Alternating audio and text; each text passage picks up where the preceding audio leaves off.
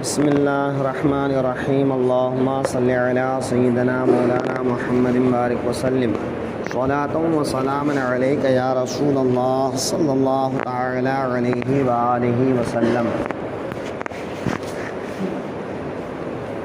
بیان ہو رہا تھا کہ اللہ تعالی نے ارشاد فرمایا کہ بات یوں ہی ہے کہ ہم نے تمہیں کیا سب امتوں میں افضل کہ تم لوگوں پر گواہ ہو۔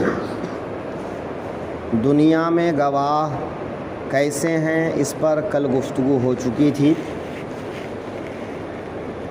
مردوں کے حق میں کیسے گواہ ہیں ذرا اس کو ملاحظہ کیجیے۔ فرماتے ہیں اموات کے حق میں بھی اس امت کی شہادت معتبر ہے۔ رحمت اور عذاب کے فرشتے اس کے مطابق عمل کرتے ہیں۔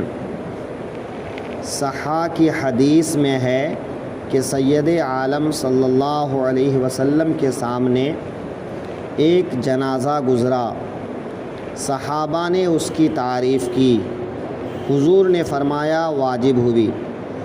پھر دوسرا جنازہ گزرا، صحابہ نے اس کی برائی کی، حضور نے فرمایا واجب ہوئی۔ حضرت عمر رضی اللہ عنہ نے دریافت کیا کہ حضور کیا چیز واجب ہوئی؟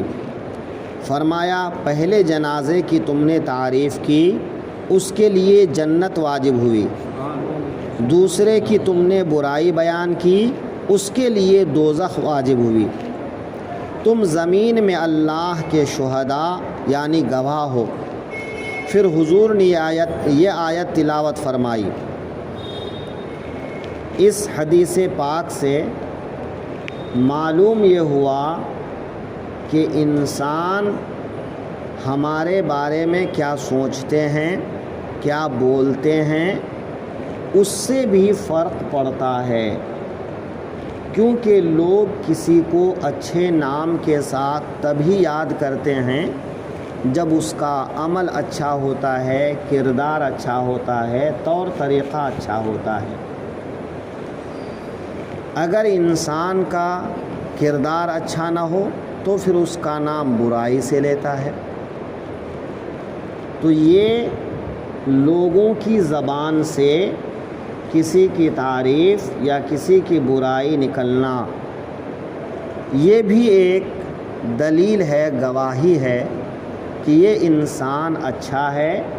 تو اگر دنیا میں اچھا ہے تو آخرت میں اس کا انجام اچھا ہے، اور اگر وہ انسان دنیا میں برا ہے تو آخرت میں بھی اس کا انجام برا ہے۔ ہاں، یہ ایسے لوگ کہیں جو لوگ بغیر کسی لالچ، حسد، کینہ کے کسی کی تعریف کریں یا کسی کی برائی کریں۔ لیکن کبھی ایسا بھی ہوتا ہے کہ کئی لوگوں کی عادت ہوتی ہے کہ کسی کی دشمنی ہو گئی تو وہ چاہے کتنا بھی اچھا آدمی ہو اس کی برائیاں کرتے پھریں گے، ہر جگہ ڈنکا بجاتے پھریں گے۔ تو ایسا نہیں، کسی سے آدمی کو منفعت ہے، اس کی ہر جگہ تعریف کرتے پھرتے ہیں چونکہ اس سے منفعت ہے۔ تو کسی منفعت کے لیے کسی کی تعریف کرنا یا کسی کی عداوت کی وجہ سے کسی کی برائی کرنا، وہ اللہ کے یہاں گواہی نہیں ہے۔ حدیث پاک میں جو ہے من احب للہ وابغض للہ، جو کسی سے محبت کرے تو اللہ کے لیے اور بغض رکھے تو اللہ کے لیے، یعنی کسی سے محبت اس لیے کرتا ہے کہ وہ انسان اچھے کردار کا مالک ہے، اچھے اخلاق کا مالک ہے، اچھے کام کاج کرتا ہے، گناہوں سے بچتا رہتا ہے، حلال کھاتا ہے، گالی گلوچ سے بچتا ہے، کسی کی برائی کرنے سے بچتا ہے، تو ظاہر ہے کہ ایسے آدمی سے محبت اللہ کے لیے ہے۔ ایک آدمی سے عداوت اس لیے ہے وہ انسان بد عمل ہے، بد کردار ہے، بد خصلت ہے، بد اخلاق ہے، وہ انسان دوسروں کو اذیت پہنچاتا رہتا ہے، حرام کی کمائی کھاتا ہے، زبان پر گالی گلوچ ہے، شراب خوری جوا بازی میں مشغول ہے، ایسے آدمی کی وہ کرتا ہے تو وہ برائی اللہ کے لیے۔ تو اچھے کام کی وجہ سے تعریف کرے، برے کام کی وجہ سے اس کی برائی کرے، اپنا اس میں کوئی فائدہ یا نقصان دیکھ کر نہ کرے، تو ایسی تعریف کرنا اللہ کے یہاں حجت ہے، دلیل ہے، گواہی ہے۔ تو ایسے آدمی کے ساتھ اللہ تعالیٰ بھی اچھا معاملہ فرماتا ہے، اور برے آدمی کے ساتھ برا معاملہ فرماتا ہے۔ برا معاملہ کیا کہ اس کا حساب و کتاب سخت ہو جائے گا، اس کے ساتھ سختی کے ساتھ نمٹے گا، اس کے اوپر اپنا غضب فرمائے گا۔ تو اللہ کے بندوں کے ساتھ محبت کرو اللہ کے لیے، عداوت کرو اللہ کے لیے۔ آگے لکھتے ہیں یہ تمام شہادتیں صلحائے امت اور اہل صدق کے ساتھ خاص ہیں، جو انسان خود بھی نیک ہے اور نیکی کو پسند کرتا ہے، خود بھی سچا ہے اور سچائی کو پسند کرتا ہے، ورنہ ہر فاسق فاجر کی گواہی معتبر نہیں ہوتی ہے۔ فاسق فاجر آدمی کسی کے بارے میں اگر گواہی دیتا ہے تو شریعت کے بہت سے کاموں میں اس کی گواہی معتبر نہیں، تو اللہ کے ہاں اس کی گواہی کیسے معتبر ہو کہ اس کی وجہ سے پھر اللہ تعالیٰ جزا اور سزا کا تعین فرمائے۔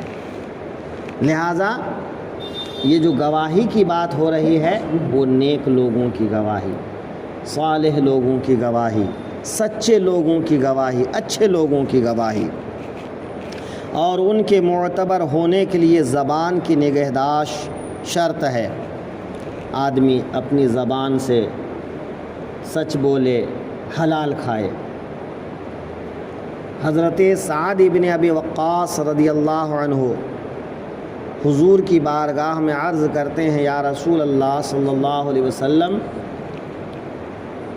دعا فرمائیں کہ میں اپنی زبان سے جو دعا کروں وہ دعا قبول ہو جائے۔ آقائے دو عالم صلی اللہ علیہ وسلم مالک و مختار ہیں، فرما دیتے دیا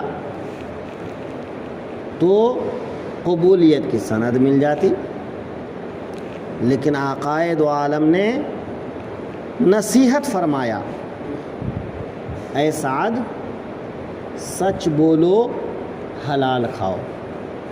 یہ صحابہ تو سچ بولتے ہی تھے، حلال کھاتے ہی تھے، لیکن یہ ہم لوگوں کو تعلیم دینا تھا کہ اگر تم زبان میں تاثیر چاہتے ہو، قبولیت چاہتے ہو، تو پھر تمہیں اپنی زبان کی حفاظت کرنی پڑے گی، اپنے جسم کی حفاظت کرنی پڑے گی، اپنے خون کی حفاظت کرنی پڑے گی، اپنی غذا کی حفاظت کرنی پڑے گی۔ تو سچ بولو، حلال کھاؤ، تم کو مستجاب الدعوات ہونے کی فضیلت حاصل ہوگی۔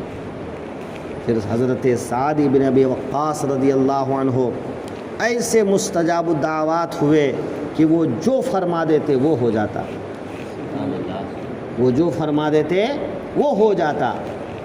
آج ہم لوگ دعا کر کر کے تھک جاتے ہیں، دعا قبول نہیں ہوتی۔ کیوں نہیں ہوتی؟ اس لیے کہ ہم لوگ اپنی زبان کی حفاظت نہیں کرتے، اپنے کھانے پینے کی حفاظت نہیں کرتے، تو ظاہر سی بات ہے پھر زبان میں تاثیر نہیں رہتی ہے۔ جو لوگ زبان کی احتیاط نہیں کرتے اور بے جا خلاف شرع کلمات ان کی زبان سے نکلتے رہتے ہیں، ایک تو دنیاوی معاملات میں غلط سلط بولتے رہنا، اور ایک یہ ہے کہ شرعی معاملات میں بھی غلط سلط بولتے رہنا، بنا سوچے سمجھے بولتے رہتا ہے، فتوے بازی کرتے رہتا ہے، کوئی مطلب نہیں، لیکن بیٹھ کے صاحب ایسی ایسی باتیں کر دیں گے کہ جس کی سند بھی نہیں معلوم۔ مصنفین جو کتاب لکھتے ہیں ان کے لکھنے کا انداز کیا ہوتا ہے، طریقہ کیا ہوتا ہے؟ جو بات میں لکھ رہا ہوں اس بات کو میں نے فلاں آدمی سے سنا، انہوں نے فلاں آدمی سے سنا، انہوں نے فلاں آدمی سے سنا، یہ سند سلسلہ بسلسلہ بیان کرتے ہیں۔ تو جب کوئی بات سند کے ساتھ کہی جاتی ہے تو وہ بات معتبر ہوتی ہے، اور بے سند بات کہی جائے تو معتبر نہیں ہوتی ہے۔ ہم لوگوں کا حال یہ، ہم لوگ بے سند بات کرتے ہیں، نہ سمجھتے ہیں نہ جانتے ہیں، لیکن باتیں کرتے رہتے ہیں صاحب، باتیں بناتے رہتے ہیں صاحب، ہے نا۔ بے جا خلاف شرع کلمات ان کی زبان سے نکلتے ہیں اور ناحق لعنت کرتے ہیں۔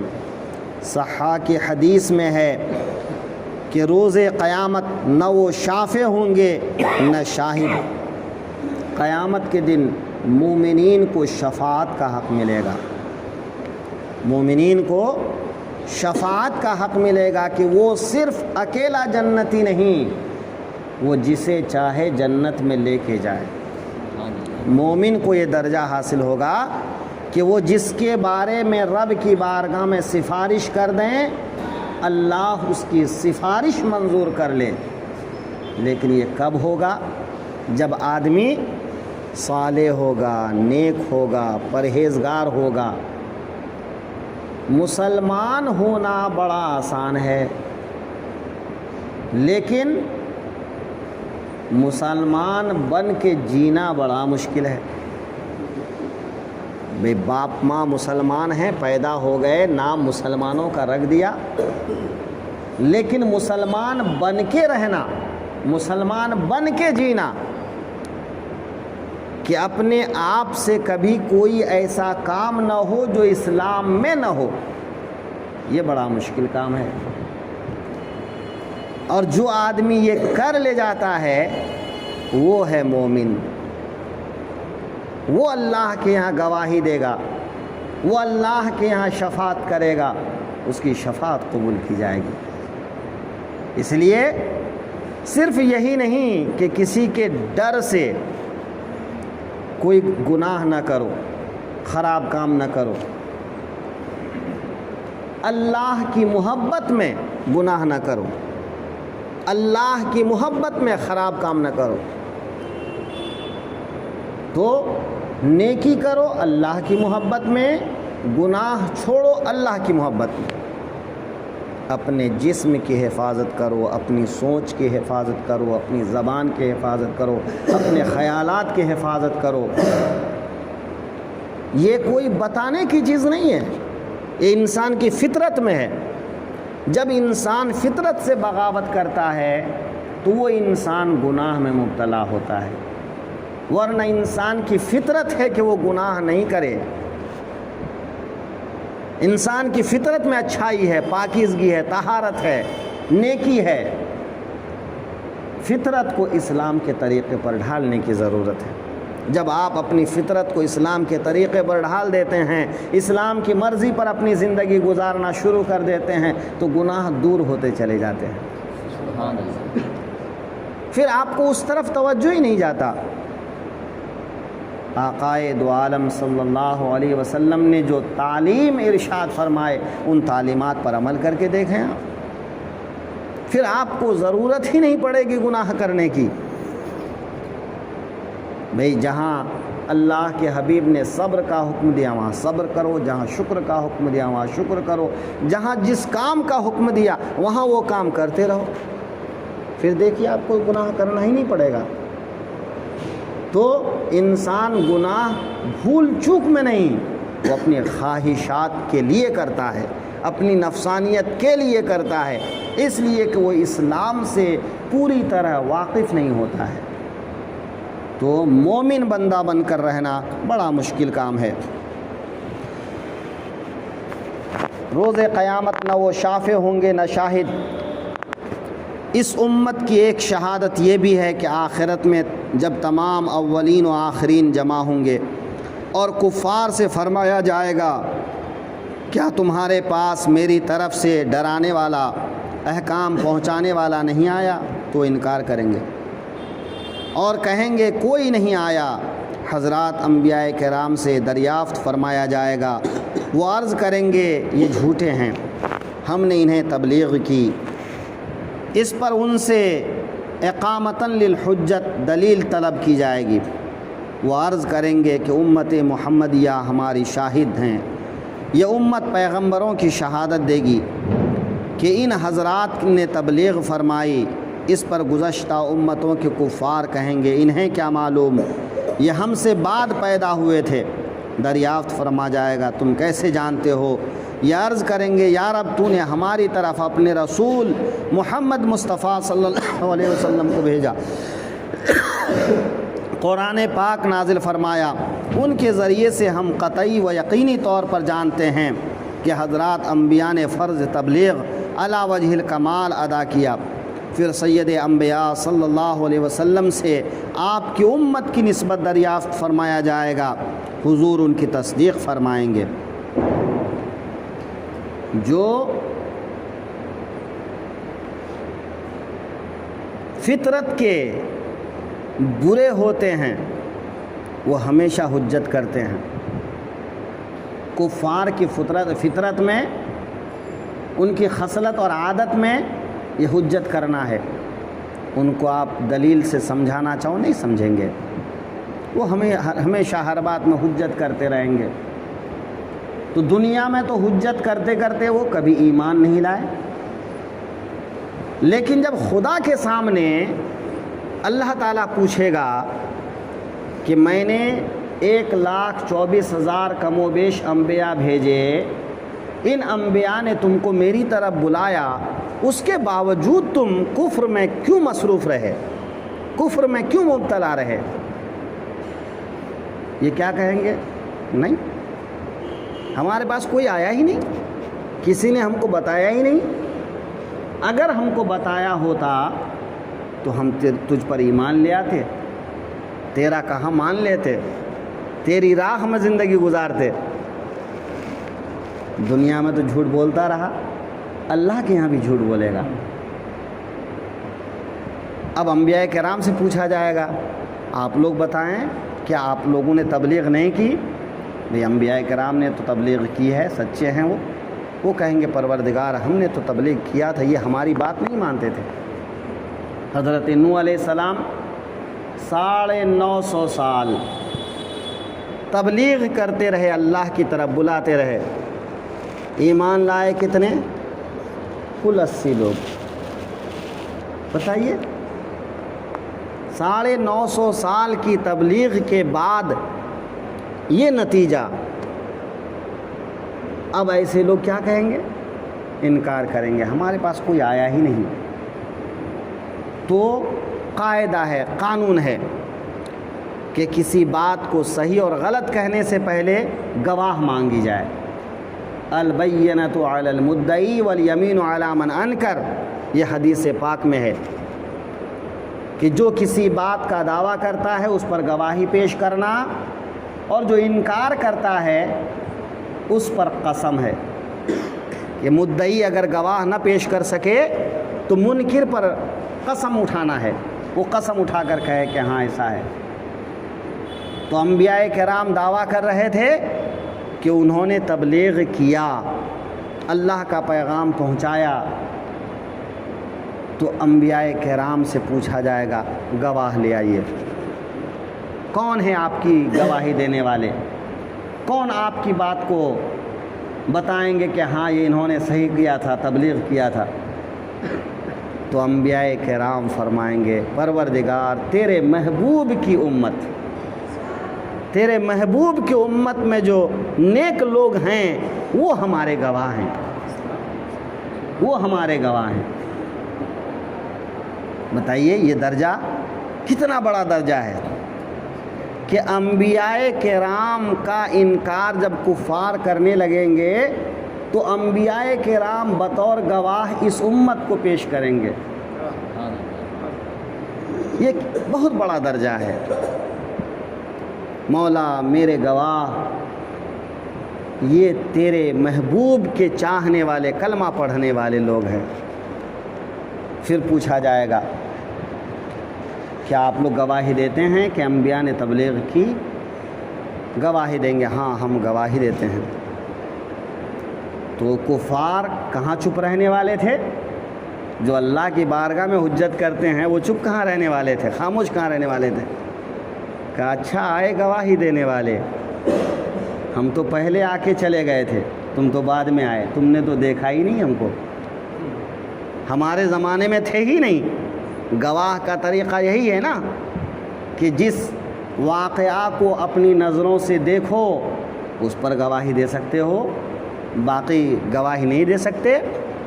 تو تم تو تھے ہی نہیں، تم کیسے گواہی دو گے؟ تو ہم اس امت کے صالحین کہیں گے پروردگار ہم نہیں تھے، یہ بات سچ ہے، لیکن ہم نے تیرے محبوب کی زبان سے سنا ہے کہ مجھ سے پہلے 1,24,000 انبیاء آئے تھے. جیسے میں آج تم کو دین کی طرف بلا رہا ہوں وہ بھی لوگوں کو دین کی طرف بلائے تھے. ہم نے تیرے محبوب کی بات مانا، ان پر یقین کیا. اے محبوب، اے پروردگار تیرا محبوب سچا ہے تو تیرے محبوب کی زبان سے جن انبیاء کے بارے میں ہم نے سنا وہ انبیاء سچے ہیں، ہے نا. اور اللہ تعالیٰ پوچھے گا اے محبوب کیا آپ کی امتی صحیح کہہ رہے ہیں؟ یہ صحیح گواہی دے رہے ہیں؟ تو ہمارے آقا صلی اللہ علیہ وسلم فرمائیں گے پروردگار میں اپنے امتیوں پر گواہ ہوں کہ میں نے یہ بات ان کو بتایا تھا. میں اپنے کلمہ پڑھنے والوں پر گواہ ہوں اور میں ان انبیاء پر بھی گواہ ہوں. میرے یہ امتی کلمہ پڑھنے والے ان زمانے میں نہیں تھے، یہ بات سچ ہے، لیکن میرے مولا تیرا محبوب تو تب بھی تھا جب کچھ بھی نہیں تھا، جب آدم بھی نہیں تھے. کنت نبیا وآدم بین الماء والطین، میں اس وقت بھی نبی تھا جب آدم مٹی اور پانی کے بیچ میں منزل طے کر رہے تھے، جب ان کا خمیر گوندھا جا رہا تھا، ان کا پتلا تیار ہو رہا تھا، میں تب بھی نبی تھا. اے میرے مالک میرے کلمہ پڑھنے والوں نے نہیں دیکھا لیکن میں نے دیکھا ہے. میں نے آدم سے لے کے عیسیٰ تک ہر انسان کو دیکھا ہے، اپنے زمانے تک ہر انسان کو دیکھا ہے، اور مولا تو نے قیامت تک کے ہر انسان کے بارے میں مجھے بتایا ہے، لہذا مجھے ہر انسان کا عمل معلوم ہے. میں نے اس دیکھے ہوئے کی بنیاد پر گواہی دیا تھا کہ انبیاء سچے ہیں، لہذا میرے امتی جو گواہی دے رہے ہیں وہ سچے ہیں، ہے نا. تو ظاہر سی بات ہے کہ جب محبوب دو عالم گواہی دے دیں تو پھر یقیناً سب کی گواہی پکی ہو جاتی ہے. اسی کو بیان کیا جا رہا ہے وَكَذَلِكَ جَعَلْنَاكُمْ أُمَّةً وَسَطًا لِتَكُونُوا شُهَدَاءَ عَلَى النَّاسِ وَيَكُونَ الرَّسُولُ عَلَيْكُمْ شَهِيدًا. اور بات یوں ہی ہے کہ ہم نے تمہیں کیا سب امتوں میں افضل کہ تم لوگوں پر گواہ ہو، اور یہ رسول تمہارے نگہبان اور گواہ ہیں. اور یہ رسول کون؟ رسول دو عالم حضرت محمد مصطفیٰ صلی اللہ علیہ وسلم.